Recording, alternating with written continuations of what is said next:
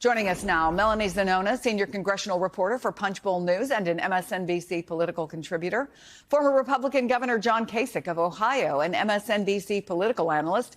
Brendan Buck is former aide to House Speakers Paul Ryan and John Boehner, and an MSNBC political analyst. All right, Melanie, give us a sense of how Musk is viewed on the Hill. Is he seen as the voice of Trump, someone to be feared, someone viewed with contempt? Help us understand. Yeah.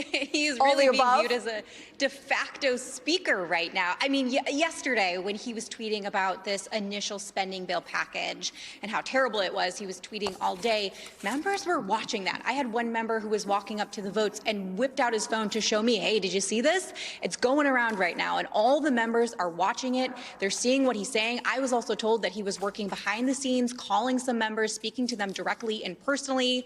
And of course, Mike Johnson said he's in a group chat with Elon Musk, Vivek Ramaswamy. So they are listening to what he has to say. And a huge part of it is because they believe he speaks for Trump. He is viewed as a proxy to Trump. He's a very powerful voice in Republican politics right now. He spent hundreds of millions of dollars in the last election. So when he says something like these members deserve to be primaried or ousted if they vote for this bill, they're believing him. Now, I will say there was obviously a lot of efforts to cozy up to Trump, especially with this Doge effort. You saw members lining up to be part of the new caucus and part of this new government funding cutting effort that they're trying to enact on Capitol Hill. But over the last 24 hours, we are starting to hear some frustration. Some members, at least a little bit privately behind the scenes, are starting to sour on the role he is having because he doesn't understand quite how government works. He is trying to insert himself in the 11th hour here, blew up all their plans. We are now a day away from a government shutdown with no path forward. And so there is some frustration, but this is of their own making. They elevated Musk, particularly Speaker Johnson, and now he is going to have to clean up the mess. And at this point, it's just really unclear how they're going to get there. Well, Governor, he may not know how the House works, but you certainly do, having served in it. So you've got Elon Musk, again, who is not elected to anything. He is apparently on the calls. He is making some calls. Do you blame some of your former colleagues for being frustrated?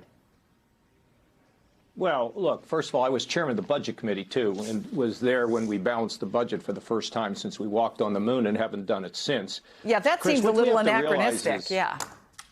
Yeah, I mean, I can tell you that it's just a different time. Now, let's talk about the spending bill. I think this is one time when Republicans can actually win when it comes to government shutdown. See, in other words, what they could do is they could pass a bill that doesn't have all these additions to it. They just continue spending as it currently is without adding anything and send it over to the Senate. I don't think the public wants all these additions. I don't think the public wants all these little Christmas tree ornaments. Some of them are important, but they don't want it added. So I think that if the House were to pass a clean bill, just without any of these additional things that they were trying to tuck in, I think the Senate's and the Democrats are in a tough position to reject it, because then what they have to do is start arguing for some of these special favors that are in this bill. And so I think this is one time when actually the Republicans can win. And with Musk, he's saying, let's not do that. Now, I would also say that trying to do what you want to do with the federal government, the federal spending, everything's so entwined, you have to know what you're doing. But for now, I think they have a winning message, and we'll see where it goes. This is what I would predict is going to happen, but we'll have to see. Democrats may say they don't want it. If I were Republican, I'd say, OK, where do you want to spend this money? And then I would say, our debt's too high. And that's another good thing that's happening now is people are beginning to say, I don't like the deficits and I don't like the debt. I do not think they're going to attach a raise in the debt ceiling on this. And that is something the Democrats will object to and they can make some hay on. But I think a clean bill, I think they can get that done. I don't know, Brendan. What do you think? Is shutting down the government ever a winning move? And the other question I have, just very realistically, from what the governor says is, yeah, maybe people don't want a lot of this stuff. I don't know during the holidays, as busy as people are, if they're like reading a detailed analysis of a 1,500-page bill either. I don't know. Tell us what you think. Yeah, but it plays into the perception that there's a lot of special interest things that people want.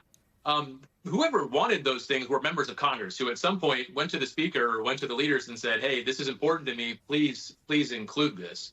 But to get to what the governor is saying, and who, by the way, we should say that's bipartisan. It's not like it's only one party that's going.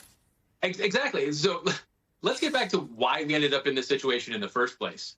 They couldn't do in the first place what the governor is talking about.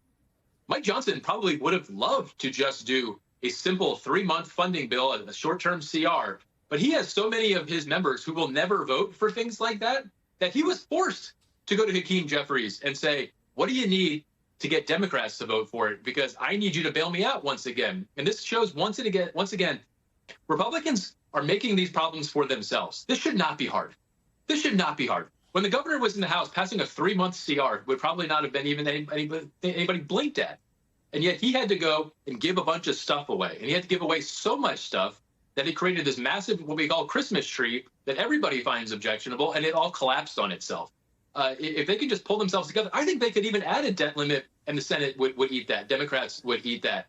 They just can't do it all on themselves. And until that fundamental problem changes, they're going to keep having to go to Democrats, even next Congress, when they control, theoretically, all of government. So are you discounting, though, the power of, the influence of, and some would say the troublemaking of Elon Musk, Brendan? Because this funding bill is something Republican leadership spent a lot of time negotiating. Trump spent almost no time rejecting. And Elon Musk tweets and, a billion people read it. You understand more than most about outside influences. But does Musk's power, do you think, come from Trump's longstanding admiration for people with great fame and success? Does he assume that if he built a great business, he can build a great government? How did we get here? Yeah, I mean, two things. Very difficult situation for leaders to have somebody with that much of a megaphone able to pop up. Donald Trump, when he was president, was always no one has ever had this megaphone. We should say no one has ever had a megaphone this big. Absolutely. And that is a huge problem that is going to probably continue to be a problem. I do think this bill was in pretty big trouble before Elon Musk figured out that there were problems with it. There were a lot of members with a lot of angst, and he certainly pushed it over the top. The one thing I'm curious about, though, is maybe he was speaking for Donald Trump, but maybe he wasn't. And either way, I don't think Donald Trump wants to have the perception that Elon Musk has more juice, more power over these members than he does. Because it feels very much like yesterday, at least the narrative is that Elon Musk was the one calling the shots, and Donald Trump ran to get to the front of the parade on that. That happens a few more times. I imagine Donald Trump is going to have to figure out some way to assert himself in this situation, and we'll have to see how that goes, too. Yeah, because, Melanie, because as I said, Elon Musk's online reach is vast. I think his first post that some people say started this chaos early on Wednesday morning now has, I think, nearly 40 million views. His posts are seen by twice as many users as President-elect Trump's. But with that reach, a number of his posts about the funding bill have been misleading or outright false. It says there is no 40% pay raise. Max, it's, I think, close to 4% that they're asking for. There is no funding for a new NFL stadium in Washington. It's a transfer. I mean, but is it even possible for Congress to combat misinformation from someone with so much reach? Yeah, I think it's really difficult once the toothpaste is out of the tube to put it back in. And there was a lot of misinformation that you pointed out about the bill, but I don't think it frankly mattered. I think there were a lot of issues with just the idea of this bloated spending bill that had congressional pay raises, no matter what it was going to be. That's a hugely sort of toxic third rail in politics. There's a number of other issues.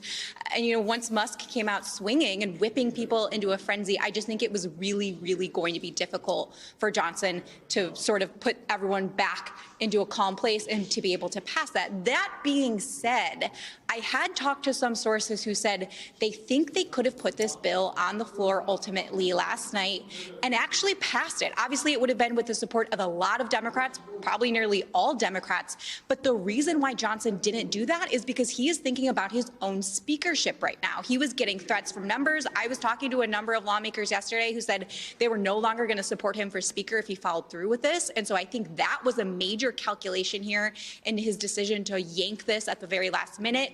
He still could face problems in January. We're hearing people like Marjorie Taylor Greene, who had up until this point been in his corner saying she was going to vote for him, now floating the idea of Elon Musk for Speaker. That is just never going to happen, but it does show how members are starting to sour on Johnson. So he's got a lot of different factors at play here. He needs to keep Trump and Elon in his corner if he wants to keep that speaker's gavel, and that's why you're seeing him try to kowtow to some of these demands. Yeah, Governor, I mean, can we just say, I just want to touch on something Melanie just said. You do not have to be a member of Congress to be Speaker.